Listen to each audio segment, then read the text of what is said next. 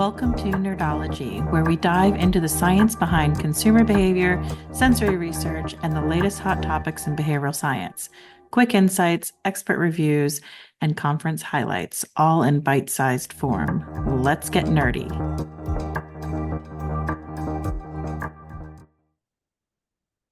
Hi, everyone, and welcome to Nerdology, the podcast where we talk nerdy knowledge and turn it into actionable insights for your business in less than 5 minutes. So I'm your host, Michelle Nagella, the Nerdoscientist, and today we're diving into a fascinating topic, framing effects.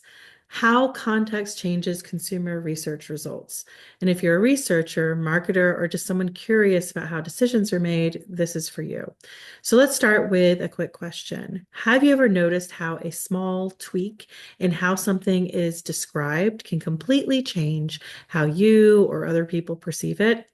That's the power of framing effects. It's a concept that's central to behavioral science and decision-making research. Framing effects happen when the way information is presented, whether positively or negatively or in different types of perceptual light, affects the decisions that people make. Our brains aren't perfect. They're not rational machines. Instead, we're often influenced by cognitive biases that shape how we interpret information that we receive. A classic example of this comes from the legendary work of Tversky and Kahneman, who showed how people react differently depending on whether options are framed as gains or losses. So an example of that is, imagine you're tasting a food product that's been labeled as 90% fat-free. Now, compare that to the same product described as 10% fat.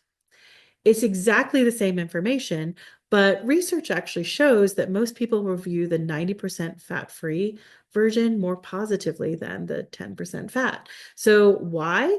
Because the first frame focuses on what's gained, what's absent, with the second frame highlights what's present, which feels heavier and less desirable.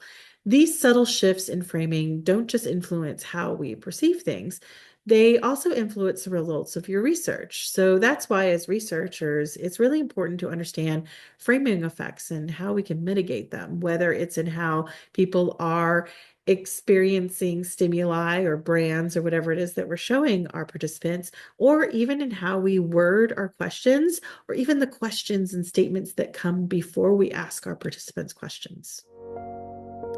So, how can we as researchers account for framing effects? Here are a few strategies that you can apply to your study design. So, number one, design neutral context. Whenever possible, present product information, testing environments, and survey questions in a way that avoids bias. For instance, instead of calling something a healthier alternative, describe it as an alternative with specific nutritional characteristics. It sounds very dry, but you want to keep that language neutral to let participants' responses speak for themselves, and you're not sort of informing them of anything. Number two, test multiple frames. If you suspect framing might influence your results, design your study to include the variations in the frame. This way you can control them. This can reveal how different contexts can shape perceptions and give you a deeper understanding of your data without any of that bias. Number three, control for environmental factors. Keep testing conditions as consistent as possible. If you can't control everything, which of course you can't, document any differences and analyze their impact. So, for example, does the lighting in the room or the background noise influence how participants rate your product? These small factors matter more than we actually think.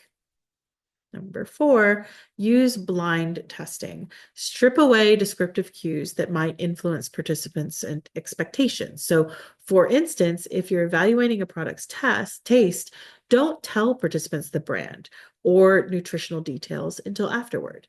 This isolates the product's intrinsic qualities from the external influences. So, yes, you can absolutely look at branded, stimuli, but just make sure that you include it in your thinking and that you might consider what blind tasting would do.